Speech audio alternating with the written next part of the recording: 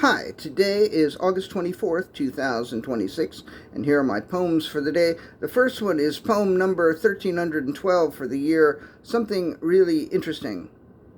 I must have thought that I saw something really interesting through the window of the train, but by the time I took the picture, whatever the something really interesting was gone, and I wound up with a picture of nothing that could be called something really interesting at all.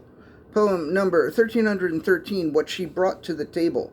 Her supervisor was constantly intimating that she didn't bring enough to the table at the quarterly meeting, so at the next one she brought snacks, whistles, guns, macaroni and glue and Day-Glo paint, decks of cards and monogrammed handkerchiefs, enough of each thing to go around. Unfortunately, or perhaps by design, whoever did the embroidery on the handkerchiefs got everybody's initials wrong. A gunfight ensued. There were no survivors. It was a somewhat unorthodox way of getting out of having to go to the quarterly meeting, but clearly she knew what she was doing when she brought what she brought to the table. Poem number 1314, Haiku about a saying. Never once have I watched a pot that failed to boil.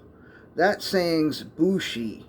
Poem number 1315, Explanation regarding the replacement. To be clear, I didn't replace bullshit with bushy in the previous poem because I have an issue with the word bullshit. Rather, the replacement happened because in that particular moment for that particular poem, I thought that bushy might be funnier. And the last poem of the day, poem number 1316, Finding the Motivation. When I have trouble finding the motivation, I usually look under the couch first. You'd be surprised how often the motivation is just chilling out under the couch. If it's not there, it could be in the refrigerator, but usually what's in the refrigerator is stuff to make a sandwich with, and if you can't find the motivation, you might not make the sandwich. Another place to look is in the bed, but try to look in the bed without getting into the bed, because if the motivation isn't there, you might stay in that bed for a long time.